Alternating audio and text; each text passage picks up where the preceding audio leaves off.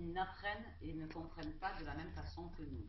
Nous utilisons beaucoup d'implicites, nous utilisons beaucoup de second degré et beaucoup d'accès à l'abstraction, eux pas du tout. Nous fonctionnons en concept, eux pas du tout. Et donc ils ont plus un mode de fonctionnement perceptif.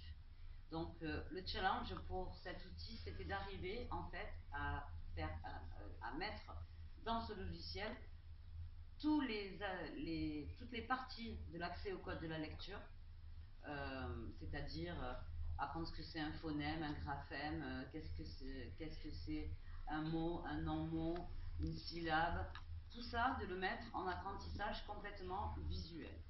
Donc le logiciel est muni de son. Il y a aussi une possibilité de pouvoir utiliser des mots dedans et que la personne ait accès aux mots, mais il peut aussi être utilisé sans le son et l'apprentissage est accessible complètement en visuel.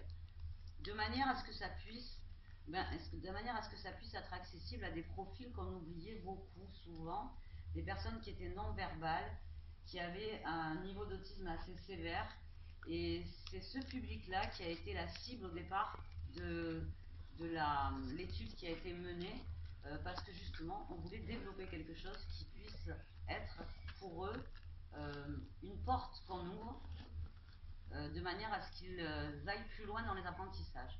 Si on arrive à gagner énormément de temps avec le code d'accès à la lecture et à ce qu'ils le comprennent avec leur façon d'apprendre, à ce moment-là, on gagnera du temps au niveau de la scolarisation et on gagnera du temps pour les faire entrer dans une méthode de lecture comme les autres.